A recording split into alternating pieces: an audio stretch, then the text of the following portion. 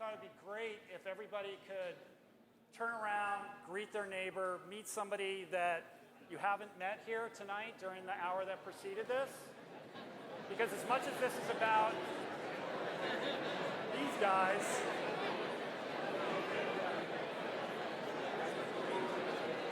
what's up?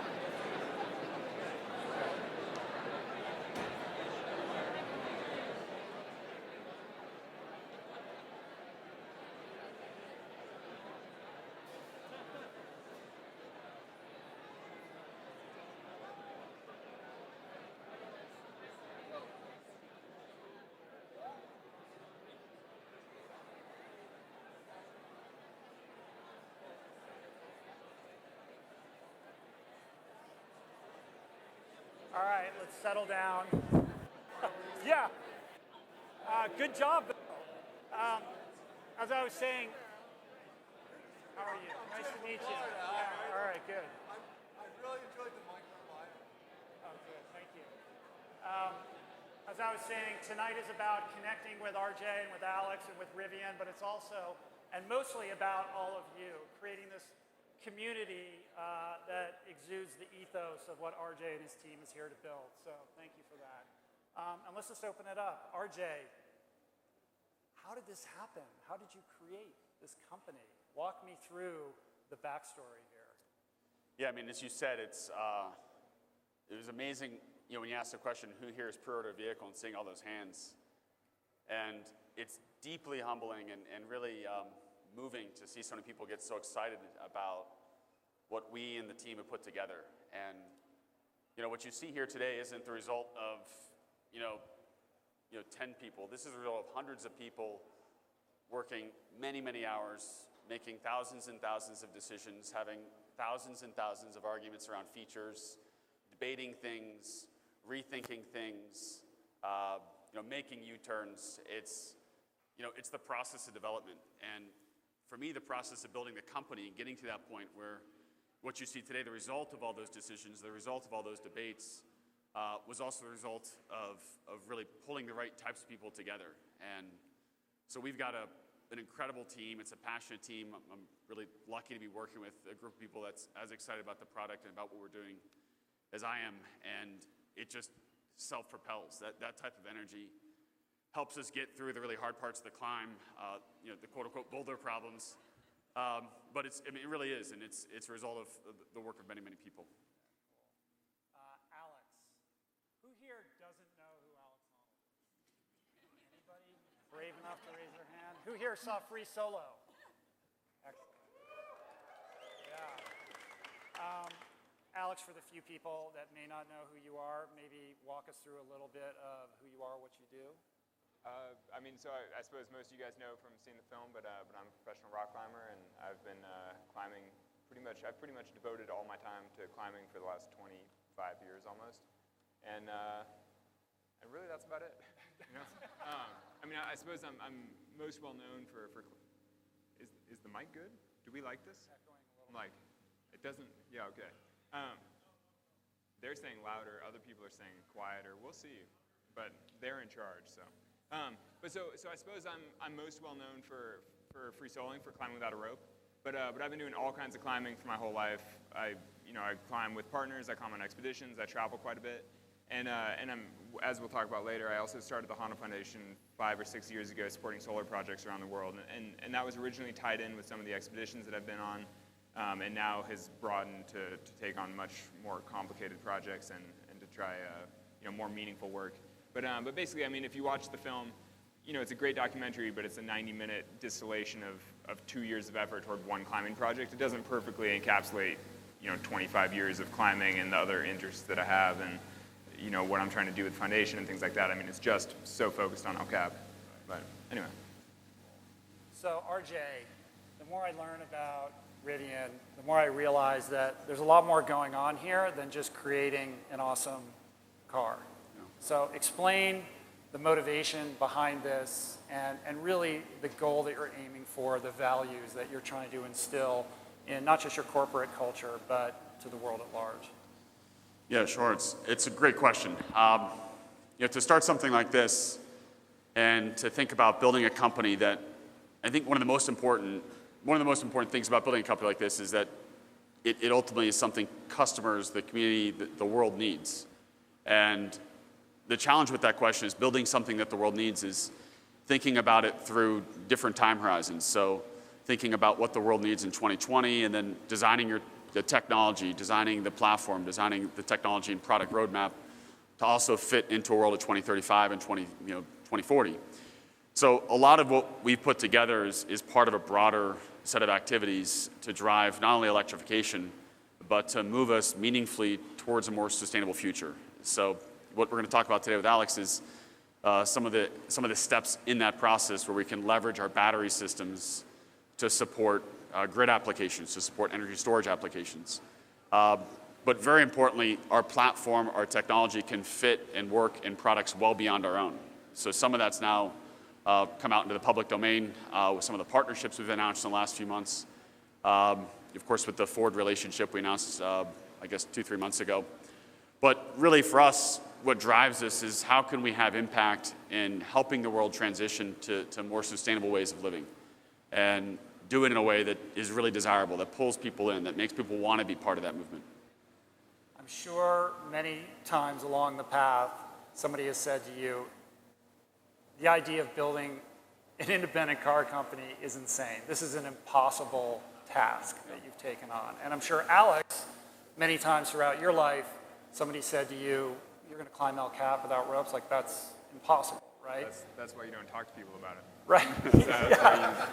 That's why you just set out working. Well, I mean, honestly, Rivian kind of taking the same path to some extent, right? Well, that's what's interesting. Like, although you guys are different and do different things, you both have taken on these monumental, sort of goals into your life and, have accomplished them or continuing to accomplish them. So I'm interested in how you approach these impossible goals. Like, they're so lofty, they're so inaccessible for most people. Like, what is the mindset that you bring into your vision in your work or when you're approaching a particular wall? Well, Alex and I, when we first met, we really connected because in many ways, while we're doing different things, we have that very similar drive to do something that is very hard and requires a lot of persistence. It's not something that you do in a day or do in a week or do in a year. It takes years of time, lots of dedication. In fact, when my wife and I watched Alex's with she looks at me and says, boy, like, I'm relating so much to this movie because I can see him going through the same struggles that you've gone through. But, I think with that said, it's really important when you identify the goal, the target, to recognize that it's not going to happen in a single step. It takes lots of time, lots of resources, lots of decisions, as I said. And one of the reasons we waited so long to launch and to show our product, we didn't show our product until LA, which was end of last year, was because we wanted to make sure we had all the pieces together. Alex joked when he said, don't ask people what they think, but in a very similar way, if we were to show the product 2-3 years ago, it would have been similar, but it wouldn't have been finished. It wouldn't have had all those questions answered. So we wanted to answer as many of those questions internally first, so that when we presented it, whether there's a supply chain, how are we going to manufacture it? Do we have the capital? What's it going to look like? Is the technology solid? Have we tested in cold weather? Have we tested in hot weather? We wanted to have all those questions answered, so what we're presenting is something that ultimately is what you'll receive. Alex, similarly, part of what RJ is doing, this task that he's taken on, started as a solo mission, right? Just you had this idea, this audacious idea. Now it's about teamwork and team building and kind of, sort of instilling inspiration into these people that work with you. What you do, Alex, is very much a solo pursuit, but now by virtue of the foundation, you're in a similar position where you have to empower others. What I'm doing isn't necessarily obviously free solo. When you watch the film, it seems like it's totally solo, but the reality is that, I worked with the film crew the whole time. I, maintained a relation with my girlfriend through the whole thing. There are a lot of people, and and I climbed with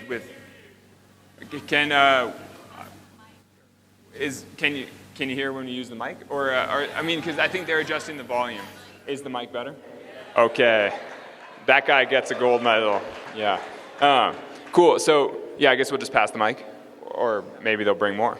But so Well, you're saying that free solo climbing isn't quite as solo as it looks, because I'm still relying on the whole climbing community, my friends, my partners, the people that I train with, the people who I practice with. I mean, each time I was rappelling down the wall to practice, there was often one of the film guys with me. But the reason I was even making the film was because I knew all the people that I would be working with, and I knew that I wanted to spend time with them working on the wall together. Basically them filming it was kind of a good sort of covert way for me to get their time to help me on my project. Because I kind of knew that there's a lot of physical labor involved with hiking to the top of the mountain and rappelling down with ropes over and over, and so I kind of wanted to be able to split that labor between all my different friends, and the film was a great way to do that.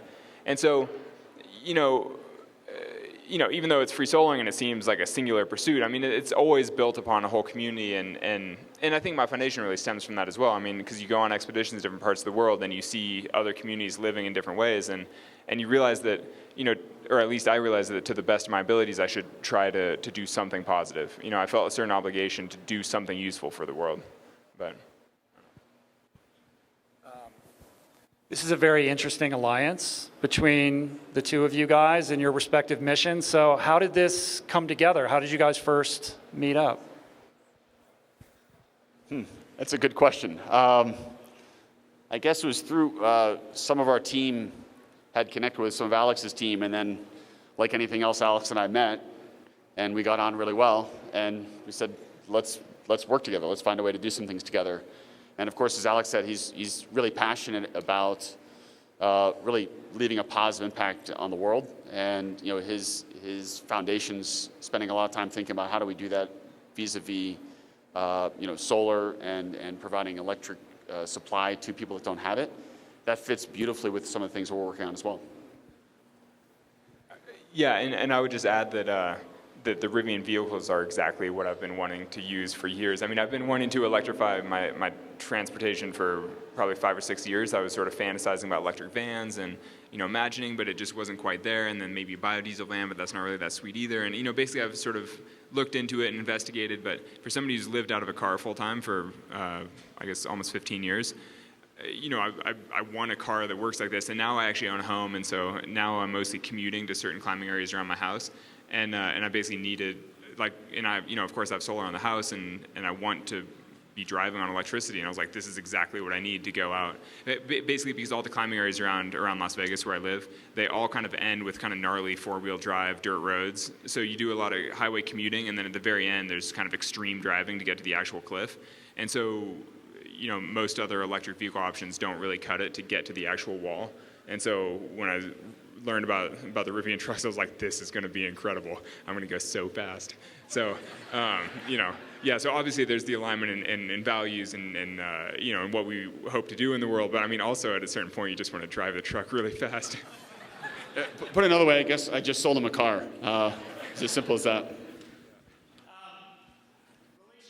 Between athletes or people that are endorsing products tend to be relatively transactional.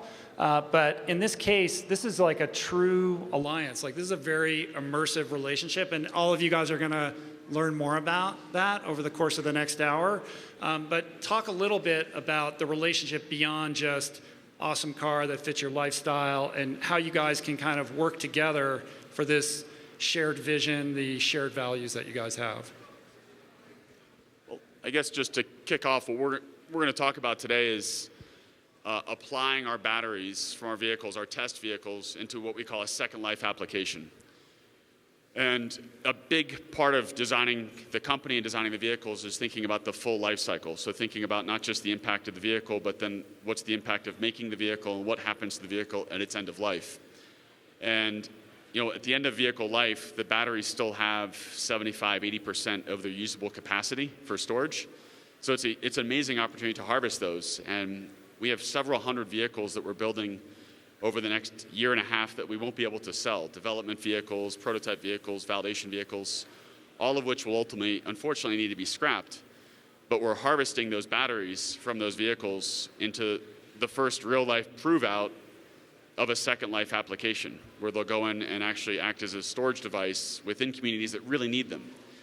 And you can sort of see how this scales over time. This is a core part of how we've designed our battery systems, that it not only works just in the vehicle, but it seamlessly transitions into a storage application. And that's the fact that it's seamless is really important because it lowers the barrier for the batteries to find the second life to get into some sort of a storage application.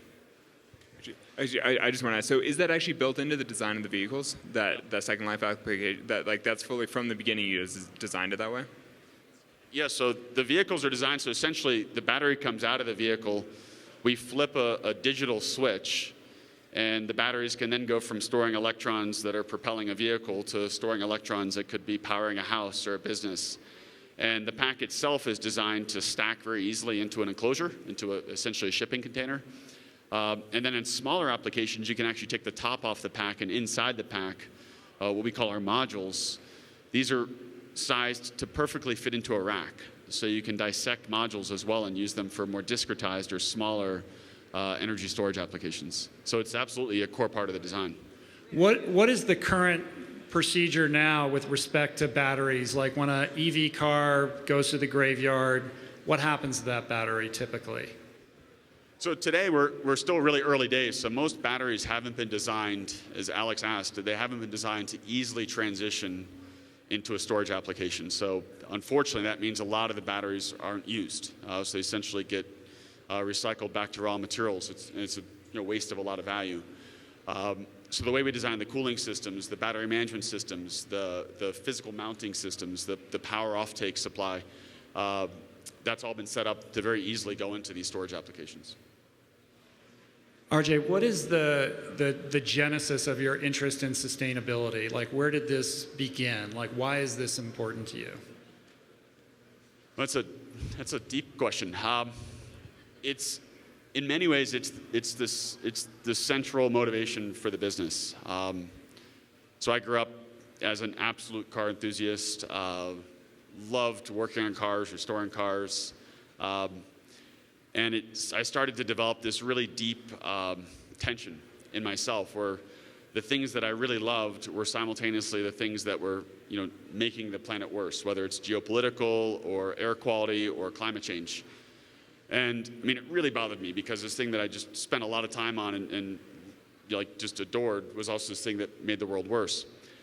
So along the way, decided I wanted to do something to fix it. Ultimately pursued a PhD in automotive development and decided the most effective way to do that, the way I thought I'd have the most impact was to start a company.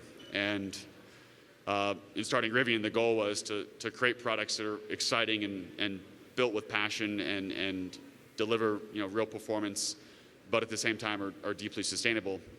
And then in doing that, we laid out a strategy, as I discussed, that the platform, the technology can be applied into very different things, into different companies, brands, into different types of products, into storage solutions.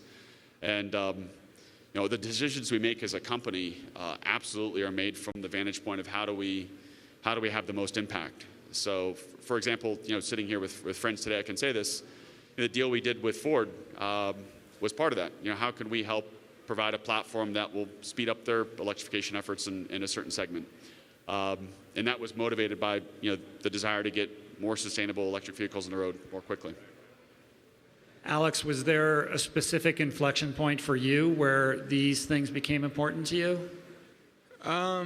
I don't know. I mean, I don't know if there's a specific inflection point, but obviously being a professional climber, I've spent the bulk of my time outdoors in honestly the most beautiful place on earth. I spend months every year in Yosemite, spend months traveling, to say South America, going to Patagonia. Like basically, I spend all my time in these beautiful places, and I think that I wind up caring more about the outdoors. Having these powerful experiences in nature, you wind up caring a little bit more about preserving, protecting, and hoping that the next generation can have similar experiences.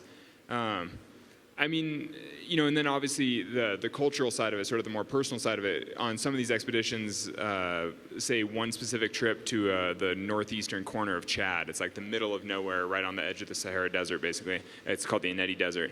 But it was my first expedition to Africa, actually, and just it was my first real exposure to the billion people on Earth that don't have access to power. And growing up in suburban California, it's pretty easy just to take electricity for granted. And for me personally, that was the first time that I've been fully off-grid in a way. I mean, off-grid doesn't even do it justice because we drove with no roads, just driving by GPS across empty desert for 3 days into the middle of nowhere. And so you get to literally the middle of, it's 3 days of just sand.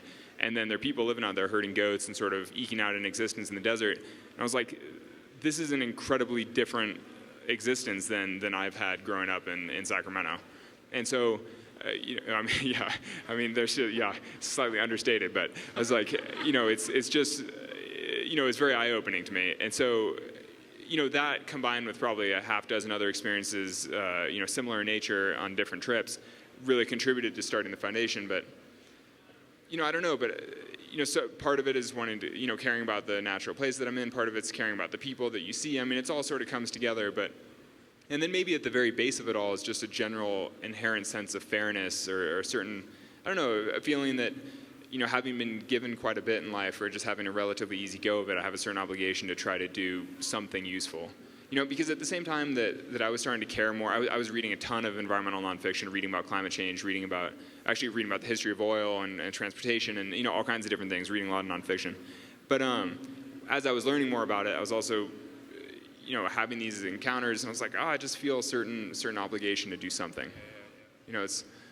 Yeah, I mean, there's certain things that we can all do individually to reduce our carbon footprint and live a bit more gentle, on the planet. But it's a very different thing to try to solve these problems at scale, which is what your mission is. So that, honestly, sorry I'm cutting in, but so that's a big part of why I started the foundation, though, because you're right that there are a lot of individual things you can do. And so the same year that I started the Honnold Foundation, I also went vegetarian because it's kind of a simple way to reduce your impact. I was already living in a car. I already don't consume very much. I don't own very much. I was like, there's not a whole lot that I personally can do, besides changing my diet and a couple other sort of consumer type things. So I was like, beyond that, I need to start doing more proactive efforts. And that's why I started the foundation. That's why I started supporting projects. And obviously that's what you can do through a company like Rivian is to actually have to actively change the world in the way that you think it needs to be. Because at a certain point, personal actions only go so far. Yeah, and you've got locations now all over America. You've got this 2.6 million square foot facility where you're going to be manufacturing these vehicles. How do you scale your vision and do it not just with purpose and intention, but also humanely and maintaining that like sensibility about sustainability? Yeah, it's so we've got. Just to touch on that point, we've got about 1,000 people at the company, split between 3 primary development locations. In Detroit, we do a lot of the mechanical design and larger systems that have interactions with the big suppliers in the Midwest. And then on the West Coast, we have an office in Silicon Valley that does all of our connectivity, our cloud architecture, our self-driving. And then in Southern California and just outside of LA, we do all of our propulsion systems, our chassis systems. But the 3 of those work streams come together in our production facility, which is just south of Chicago. And we bought a plant from Mitsubishi, a large facility, 2.6 million square foot facility. And the sort of human story of this facility is remarkable. So this is a plant that was commissioned in 1990, which makes it really actually a relatively new used plant, if you will. But what in particular makes it interesting is the workforce that was there. A lot of the folks that are there, they launched the facility. So 1989, 1990, these are people that are 21, 22 years old. They launched this facility. 25, 30 years go by, and then they're part of the team that after running it and building it, now have to shut this facility down. So when we bought the facility, we not only just got the hardware, the acreages of land, we got a team of people that's passionate about restarting the facility. And it's really remarkable. I mean, I think we've got a gift to work with in terms of that level of energy and that passion to bring it back to life. So as we think about how do we take this gift that we've been given in terms of a workforce that's so motivated, and how do we challenge a lot of the conventions that have been built up in terms of industrial systems. So industrial systems, you have very often very much a class-based system. You have the white-collar workforce, the blue-collar workforce. There's a whole host of things that lead those two sides to often having friction. We see how unions have come in to sort of help try to make those two work a little bit better together. But a big part of what we're doing right now is actually mapping out and thinking about the psychology of our company and the psychology of this facility. And there's a few of the plant folks that are here. I don't know if they can hear me or are listening to this, but if they are, raise your hand. If Tyler and Mark's here, but I guess they're not. But, oh, sweet. So, hey, Tyler, put your hand up. So, the guy who just waved, and Marco, who's not next to him, but another person from the plant, they're the embodiment, they're the personification of the passion and the energy that's going into relaunching our plant. And the table in front of me was actually built by Tyler. So this is the plant team, and normally, in a plant, it's clock in, clock out, I get out. This is a team that's coming in on the weekends and building like kick-ass tables for us to use at things like this or in the conference rooms at the plant. And so we're doing a lot of things in the facility to really take that energy and supercharge it, really harvest it. So it's just a simple example to give you guys a sense. We have 508 acres at the plant. Very small percent of which actually has the plant occupying it. Most of it's just grass. We're going to be turning a lot of that into an area to grow food. And we're going to run that in partnership with some of the local universities through their agriculture programs to grow food locally on our site, partnering with local universities, and then that food's going to be served in our facility with students that are learning from top chefs we're bringing in to run the food services in our facility. And we're going to provide incredible food to our plant team, regardless of what part of the plant you work in. So there's true equity. We treat every employee as part of this mission of bringing this facility back up. And that energy, that positive energy that we're building and establishing at the plant, we want it to be a benchmark for how industrial systems run. The collaboration, the communication between different groups, between our other facilities, and the focus on our purpose and the focus on getting it done really well is what is driving us. And ultimately, that's going to be what's building the cars that you guys have ordered. So it's so important that we have that right type of mentality. So there's 800 pre-order holders here tonight. I'm going to inundate Tyler and Mark, but if you get a chance, go grab them, ask them what it's like at the plant. There's a lot of stuff happening there. We're moving equipment, we're putting new equipment in. We've got amazingly talented people working day and night to bring that facility up and start delivering cars as quickly as possible. Yeah. I don't know if you guys caught that. They're growing their own food.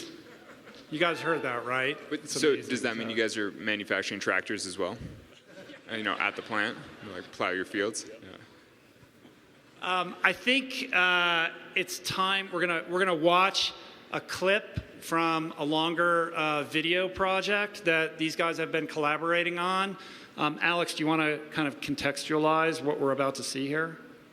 Okay, so we're going to watch a short clip from a project that the Honnold Foundation is supporting in Puerto Rico with a community organization named Casa Pueblo, and Rivian has come on board, and basically it's a collaboration with the community organization, with Rivian, with the foundation, to bring Second Life batteries to help power a cooperative solar microgrid. So basically, think the town is of Atuntas in the center of Puerto Rico is maybe 17,000 people, so think like a small village, and 40 businesses around the city center coming together and forming the island's first cooperative microgrid. So we'll watch the little film and then we'll talk more about it, and I think we'll bring up some folks. Yeah, we're going to bring up some people after. Okay, cool. We ready to cue the movie?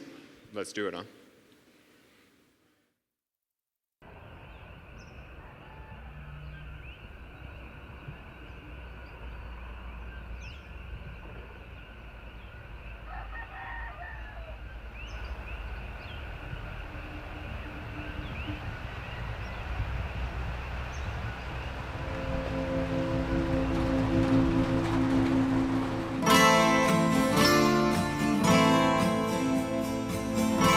Cuando uno mira todas estas montañas, ve todos los ríos,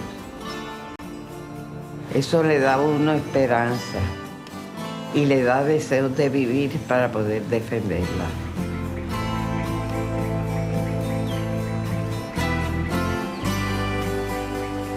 Nosotros nos dimos cuenta que estaba el porvenir de Puerto Rico entredicho. Y decidimos entonces luchar, no solamente por las aguas, la ecología, el ambiente, sino también por la sobrevivencia de Puerto Rico como una nación. There is a need to move away from fossil fuels, to reduce our ecological footprint, to do our part to confront global warming. We grew up here. We have been doing this for 39 years, and we're committed to continue walking that path.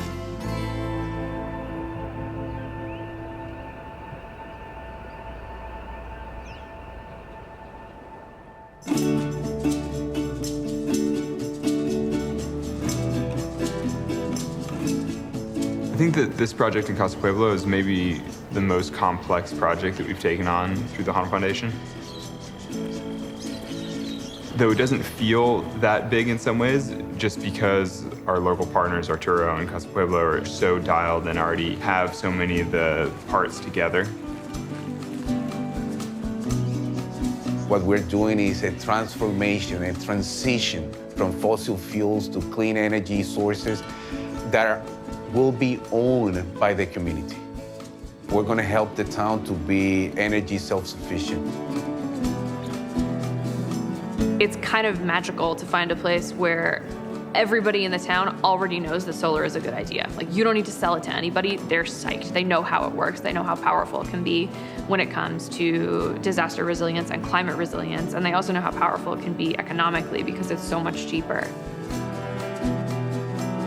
One of the big issues with renewable energy in general is energy storage. That's really where Rivian comes in, because Rivian manufactures electric vehicles, but really at the heart of that is energy storage, which is batteries.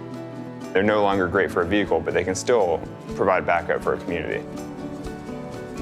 We've always known that this battery in the vehicle was always only the beginning. Today was an opportunity to see, did we hit the mark, right? Can we leverage our technology in our second application, third application, which is grid storage for communities? In a perfect world, what we're going to end up with is the island's first cooperative solar microgrid. Something that is totally based on the community's needs and interests to really build something that's going to set an example for the rest of the island.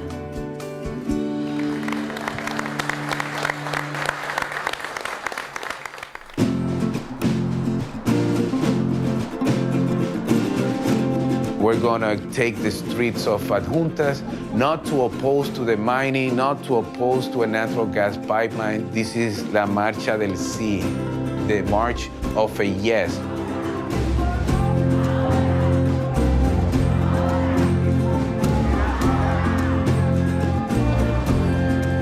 In the case of Puerto Rico, there's a lot of injustice, and we have to confront that reality.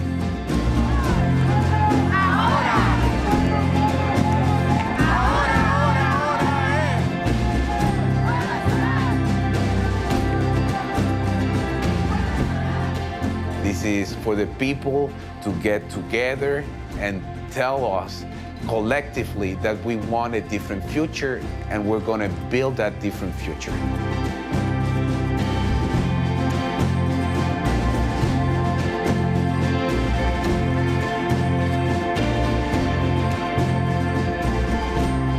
The majority is claiming a change and a transformation now, not in 2050. That we want the transformation to clean energy sources now.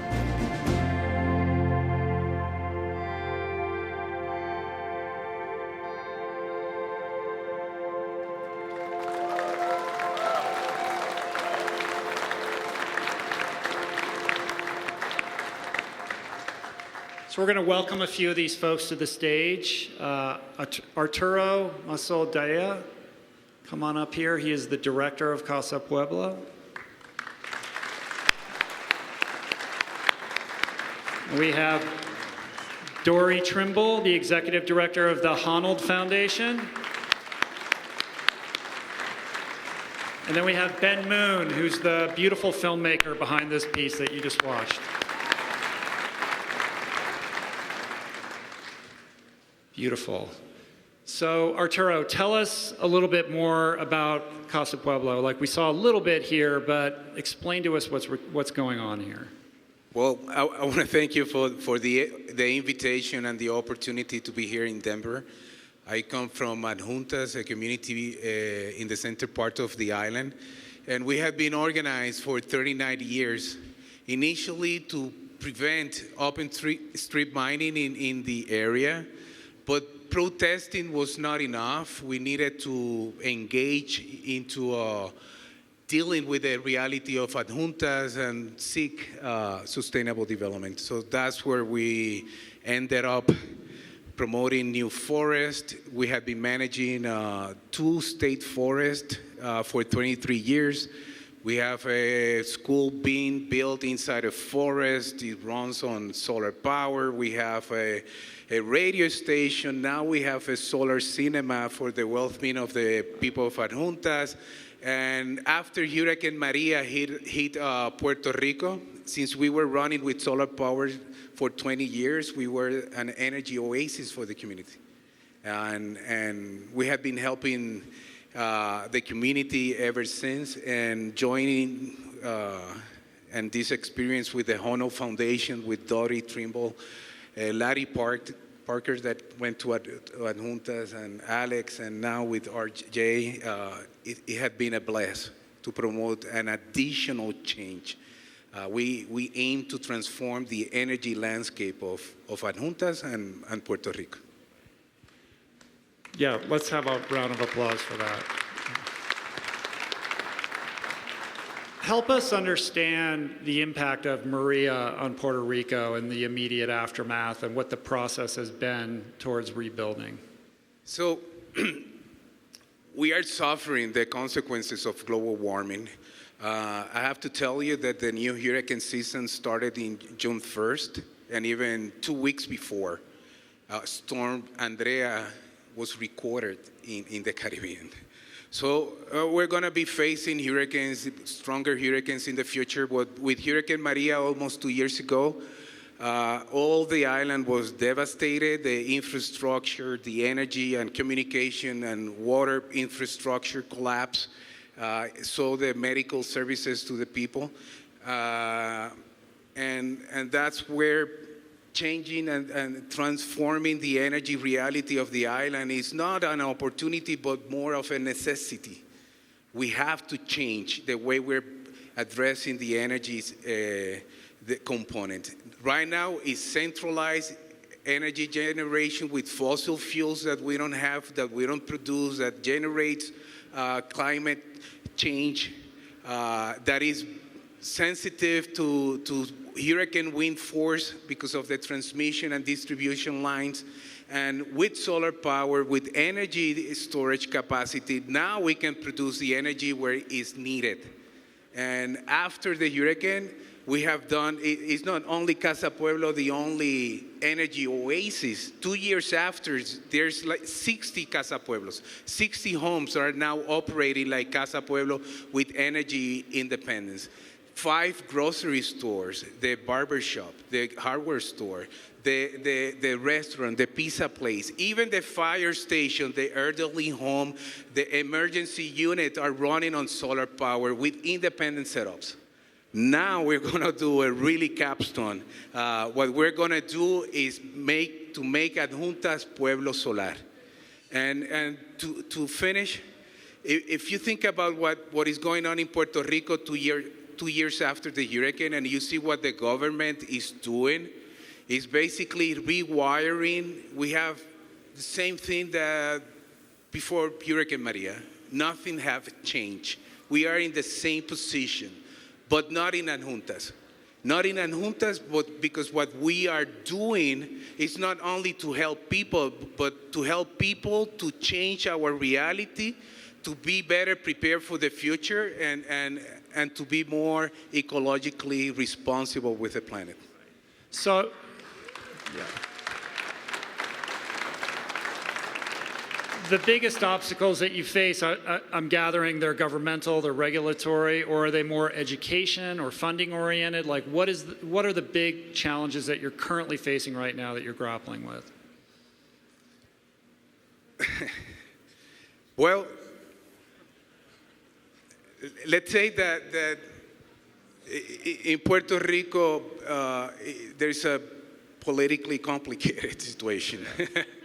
And with the energy setup that we have, the government, it's sort of stating goals that they are not intended to comply. They want to keep the same energy setup. And this is contrary to what the majority of the people of Puerto Rico and different sectors are claiming. We want a transformation now. The technology is out there. We should embrace clean energy sources right now.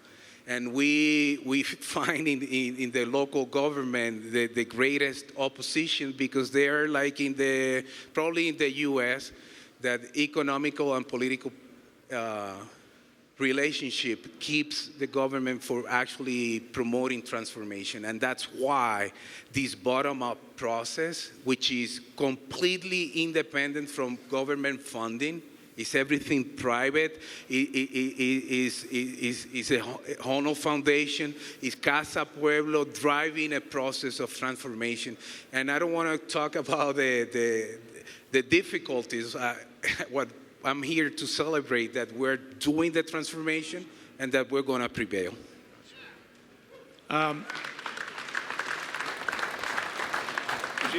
Dory, how did Arturo's work first come across your radar? How did you guys first get in contact?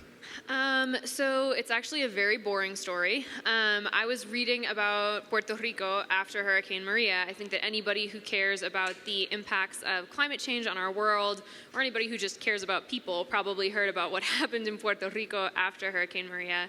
And Arturo's name comes up a lot. Casa Pueblo is a really well-known community organization. They've been doing incredible environmental organizing for decades. And they provided a lot of really valuable services to the community in Adjuntas after Maria. And so I found Arturo's name and I sent him an email. And now we're here, so. And what was the process of getting involved, and how did that work? Yeah, so the Honnold Foundation is very relationship-based, which I think is like a reflection of how Alex likes to work and how I like to work. We like to know the people we're supporting. We provide all our grantees with unrestricted funding, which means that we write them a check and they spend it how they want to. So it's really important that we know and trust and understand the nonprofits that we collaborate with. And so the relationship with Casa Pueblo got started. We had a couple phone calls. We chatted about their work. It became really clear that Casa Pueblo's work and the Honnold Foundation's work promoting solar energy access, that there was a ton of overlap.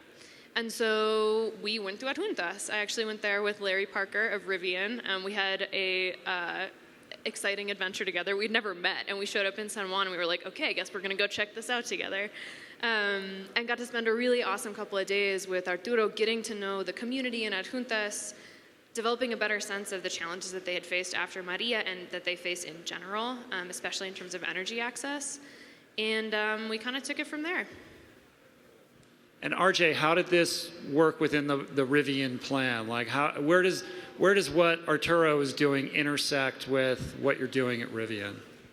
So I talked about it a little bit before, but foundational to the design of our battery system and our vehicle system is making sure that the batteries themselves can live on beyond the vehicle in these second life applications. And we're thinking, we look at out over time, this is a very big opportunity. We're talking about hundreds of thousands of vehicles, thousands and thousands of megawatt hours of energy storage that needs to be applied. And this is a beautiful project in that it allows us to demonstrate what we're thinking about for a community that really needs it, and in partnership with that community to really fully build out the potential of energy storage combined with solar. And in many ways, this will serve to create echoes for others to see this. And as Arturo said, the goal isn't just what we're talking about here in terms of this community. We want it to be echoed across Puerto Rico and even beyond, of course, into United States, into other countries. And there's lots of opportunities to create these energy ecosystems where you can move away from fossil fuels and towards more sustainable solutions. Dory, when you're in your capacity as executive director of Honnold Foundation, what is the process of identifying a project like, okay, this is for us, like this is the one we want to get involved in? What does that look like? Well, we have a couple criteria that we use when we're trying to figure out whether or not a project is something that we want to support. And the sort of central tenets, whenever we're thinking about whether or not something is Honnold Foundation work, the key questions are, does it reduce environmental impact, and does it improve human lives? And then we start drilling that down. So we care a lot about social equity and environmental equity, thinking about whether or not it helps give people more access. And I think a really key question that's sometimes overlooked is we ask whether solar is the right solution to the problem. Solar is really, it's easy to slap a solar panel on something, right? And I think that sometimes solar becomes sort of shorthand for like, we care about the environment. But at the Honnold Foundation, we really want to make sure that solar is the right solution. And with Casa Pueblo, the work we're doing there, solar is the right solution for Puerto Rico. It doesn't take a genius to understand that. And so when we're reaching out to new partners or when organizations approach us, we're kind of running them through those criteria. We also love working with organizations that are led by people who are from the community they serve. So Casa Pueblo checks that box in spades. We care a lot about community relationships and accountability, making sure that those organizations understand where they're working, understand their people.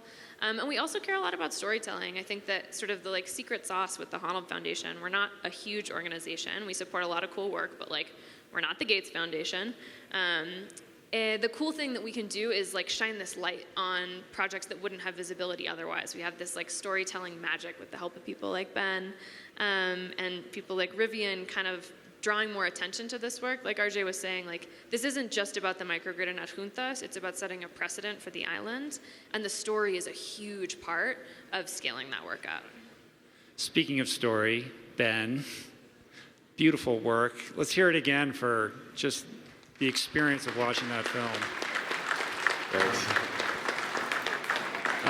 What was it like for you trying to chronicle this experience and capture the spirit and the essence and storytell around it? Well, the beautiful thing about this was it was the first time a lot of us had been there. So everybody was seeing it with fresh eyes. And, you know, I had never been to Puerto Rico before. And so meeting Arturo and seeing what he had done in his community, it became obvious that this partnership was just an extension of everything that you know, Rivian wanted to do as in this instance with the Second Life batteries and the Honnold Foundation. I mean, I've known Alex for, I don't know, a long time, 10 years probably. We worked together a long time ago before all the Oscar stuff. And just being able to, you know, see his passion for helping other people that might not have access to the same things that everybody else does.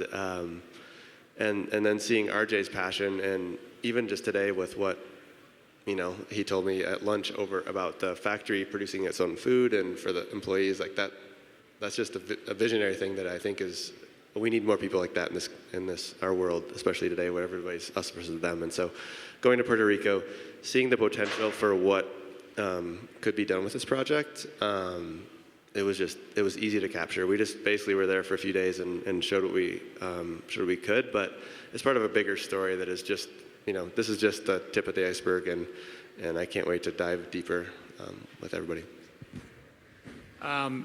Dory, what do you envision for the future of Honnold Foundation? Like, where is this going in your mind? That's a great question. That's something Alex and I talk about a lot. I think that it's evolving. One of the really awesome things about working with the Honnold Foundation and working with Alex is that we have a really clear sense of what it is that we want to do. Like the core of our work is supporting solar energy access, and everything else is just in service of that. And so I'm confident that that path is going to stay true. Like I don't see a lot of change there. But we are in this space where suddenly we have an opportunity to really expand our work, to start funding more organizations, to start thinking critically about where in the world there's the greatest need, what communities like close to home and far away are places where we can help rebalance the scales a little bit. We talk a lot about fairness. Alex always talks about fairness. We talk about our work. And thinking about places where like things haven't been super fair, or communities where like they really just haven't gotten the same chance that everybody else has. I'm really excited about expanding our grant-making work and our storytelling work to support more communities who have been getting the short end of the stick. And that's always been a part of our work, but we're growing it. I just want to say a quick thing to put this project in context for everybody here, since all you guys have actually pre-ordered Rivians. But so just to be clear, so this particular project, it looks like it'll probably take something like 8 car batteries to power this cooperative microgrid. And so if you think that there's something like 400 pre-ordered cars here, that basically could power 50 different communities around Puerto Rico or something. I mean, I'm just throwing out numbers, but that's like a rough sense of the potential scale of a project like this. And when you think that you guys represent a tiny fraction of the total number of potential Rivian owners, and you'll potentially be making tons and tons of cars, I mean, that's why a project like this is so important to us, because it really does show real potential. I mean, if you can have such a big impact on a community with just 8 car batteries, you know, I mean, it's tremendous opportunity. And so we're actually in the process of, the Honnold Foundation is in the process of hiring a project manager to sort of oversee this project, but then also because it has such potential to scale, I mean, conceivably within a few years, there could be 10, 15, you know, hundreds of projects like this around Puerto Rico, around the Caribbean. I mean, you know, electric cars are the future, and there will only be more and more batteries. And so there's this tremendous possibility here. And, you know, this is really just the beginning of that.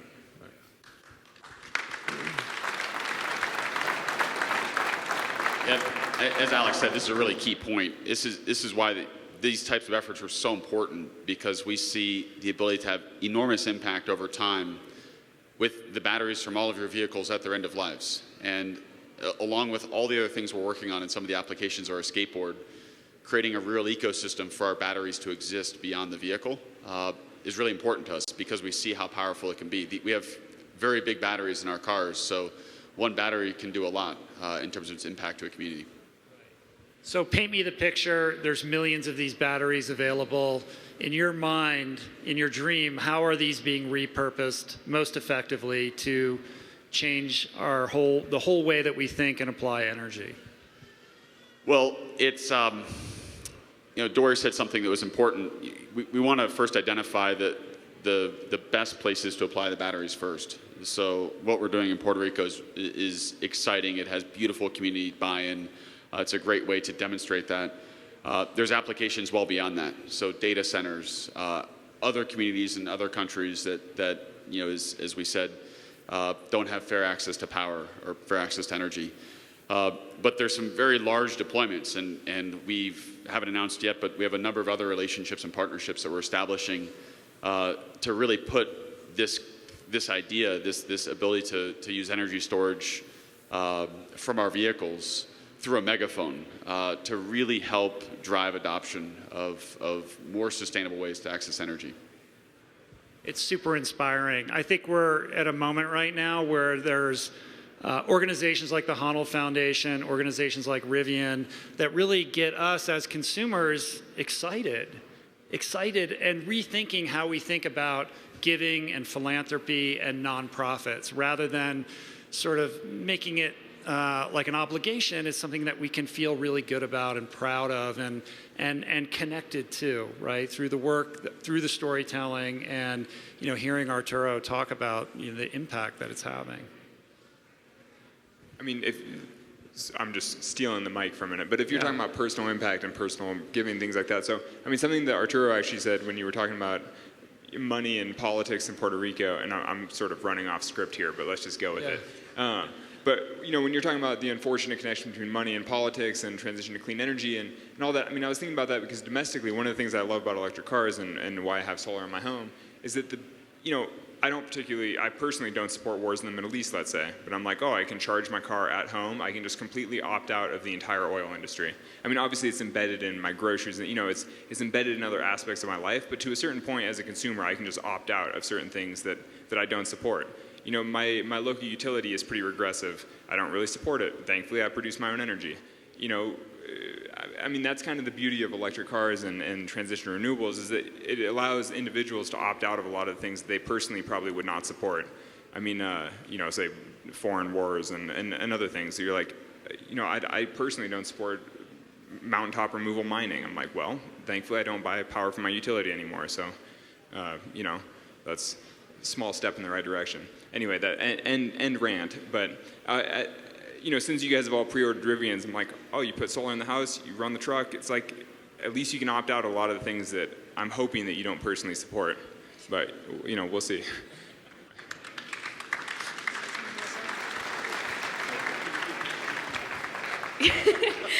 This is why they pay me the big bucks. I'm coming in. So, yeah, I think that, and I totally agree with that. And I think that the proactive sort of like other side of the coin there is like, yes, opting out I think is really important. But I think that when we think about giving and like impact on the world, there's also an opt-in. And for me, the opt-in is supporting work that has a positive impact. And obviously, like, I run the Honnold Foundation. Fundraising is a part of my job, but I don't really care if you give us money. I just think that people should be giving their money to things that they care about. And that's something that I think Alex has always really stood for. The foundation started back when he was like full-fledged homeless, and he was giving a third of his income to our work. And if any of you think for a second about what it would be like to take a third of your income and just give it away to things that you're passionate about, I think that it's a really compelling model. And it doesn't have to be a third. You can give like 20 bucks. That's also acceptable. But thinking about what it is that you want to see in the world and like what you care about and what you want to support, giving money to those causes has a real and measurable impact. And I think it like builds community. It makes you feel connected to the world around you. Like there's a lot of good in that. And that sort of, I think that proactive side can coexist with the opt-out too. We're coming to the close of our 1 hour window here, so I want to have RJ, I'd like you to kind of take us out here with what's next for Rivian, what the consumers can look forward to. You're gonna spill all your secrets here. Yeah, no, yeah. Let me tell you all the things, other things we're doing. I think first, just thank you everyone for coming out. It's as we said at the beginning, it's amazing to see so many excited folks that came out to meet with us, the team, Alex, hear about what we're doing, but also see the vehicles. Talk to Rivian folks tonight. Make sure you get a chance to ask them what they're working on. Poke them. They can probably tell you things off the record that I'm not going to say here. But there are a lot of exciting things coming. So, of course, the products we see here, we've talked a lot about. There's other products we're developing. There's other things we're doing with some of our technology. We're excited to start to show the world more of that. But I also want everybody to know here very, very pragmatically, we're working very hard and very long to make sure that we get your cars ready. I think that's the most common question I'm getting today. So can I drive one of those home? And I wish I could give you the keys to one of those, but sorry. But all jokes aside, you know, we're on track. Lots of activity at the plant with our teams, with the supply chain. Things are gearing up really nicely. As you've seen in terms of how we approach these complex systems, we're being very thoughtful and organized about how we execute. And as we get closer to production, we're going to start asking you to tell us exactly what you want in terms of configuring your vehicle. So later this year, you'll get a note to ask you to configure color and feature set. But again, thank you for being part of this. Thank you for being on the journey with us. Thanks for your support. You know, we're honored and excited to have you guys here. Thanks again. Thank you for coming.